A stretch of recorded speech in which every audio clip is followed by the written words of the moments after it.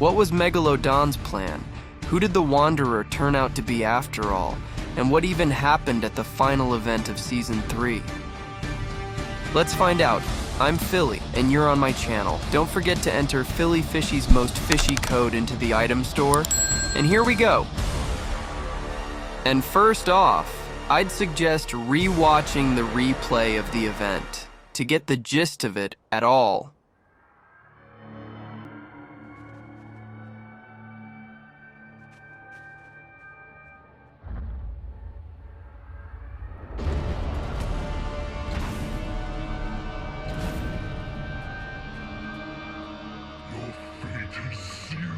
Wastelanders, enjoy your unhappy ending.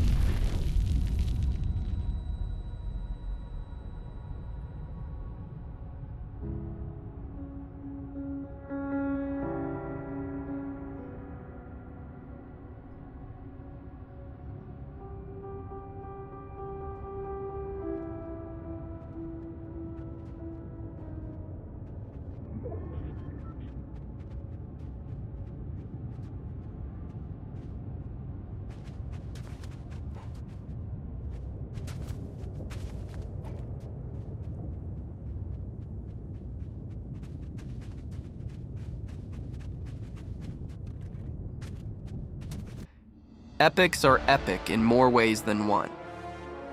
Now, let's get to the point. What was Megalodon's plan? Why did he decide to refuel the ship? And that's where it gets tricky. You see, from the beginning, Megalodon wasn't the top dog in the raiding party. There was a bigger fish who gave orders to him and his men. This man didn't dare to be the first to set foot on the island, so he let the raiders in first as a cover and waited for them to find Pandora's box on the island. But apparently the raiders were having a hard time, and then the commander-in-chief himself decided to go out to the island in search of Pandora's box.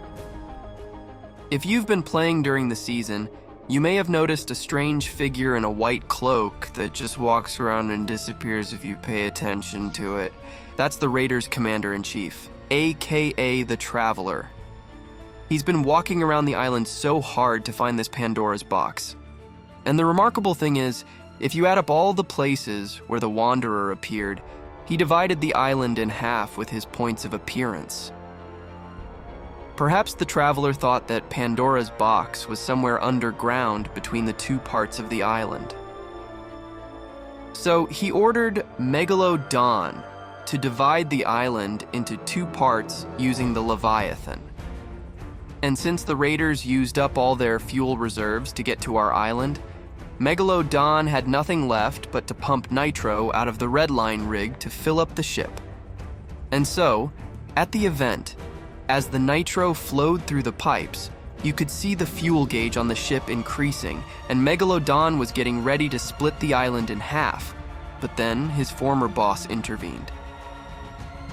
Apparently, the Wanderer thought that Redline rig was producing so much nitro for a reason, but he also realized that there was no way to destroy Redline rig because Megalodon's subordinate, the Machinist, worked there. And Megalodon wouldn't let a big place like Redline rig and a big employee like the Machinist be sacrificed.